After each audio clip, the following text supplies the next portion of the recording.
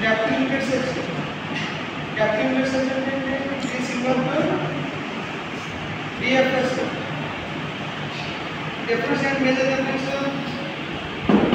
DFS కన్నా DFS కన్నా అకేంటంటే intent లూప్కి వెళ్తుంది. DFSలో మీ సెర్చ్ అనేది లూప్ నుండి స్టార్ట్ చేసినప్పుడు అది గోస్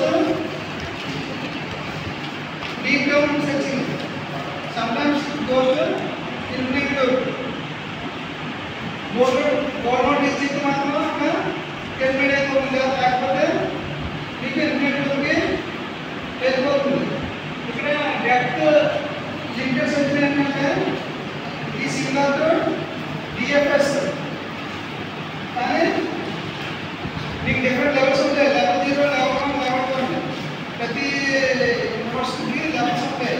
ఇక్కడ DLS ఏంటంటే ఒక ప్రీ డిఫరెంట్ లిమిట్ పెట్టాడు.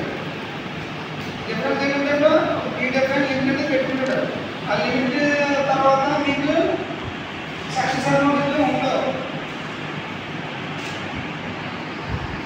ఈ డిఫరెంట్ లిమిట్ తర్వాత మీకు సక్సెస్ అనేది ఉండవు. నెక్స్ట్ అలాగే ఇందులో 2 వాల్యూస్ ఉన్నాయి, 2 పేజెస్. ఒక స్టాండర్డ్ పేజ్ వాల్యూ, రెండు cut off page value. Standard page value అంటే ఆ ప్రాబ్లమ్ సొల్యూషన్ అనేది నెగెట్ చేయదు. కట్ ఆఫ్ పేజ్ వాల్యూ ఏంటి, మీకు ఇంత డెప్త్ లిమిట్లో సొల్యూషన్ అనేది ఉండదు, ఇంత డెప్త్ లిమిట్లో సొల్యూషన్ అనేది ఉండదు. అడ్వాంటేజ్ ఏంటి, మెమరీ ఎఫిషియెంట్ అన్నట్టు. అంటే ఇంకా డెప్త్ లిమిటెడ్ సెర్చ్ కాబట్టి స్పేస్ ఉంటుంది కాబట్టి ఇది పాజిటివ్ అవుతుంది, మెమరీ ఎఫిషియెంట్ అవుతుంది. నెక్స్ట్ డిసడ్వాంటేజ్ ఏంటి, ఇన్కంప్లీట్నెస్. నెక్స్ట్ సెకండ్ డిసడ్వాంటేజ్ ఏంటి, ఇన్కంప్లీట్నెస్. ఇక్కడ problem having more than one solution అంటే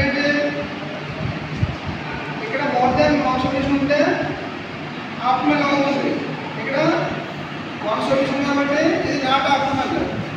ఎప్పుడు కూడా మోర్ దెన్ వన్ సొల్యూషన్ మాత్రమే ఆప్టిమల్ అవుతుంది. ఇక్కడ ఈ డెప్త్ లిమిటెడ్ సెర్చ్లో హ్యావింగ్ వన్ సొల్యూషన్ అనేది మీకు ఆప్టిమల్ అవుతుంది.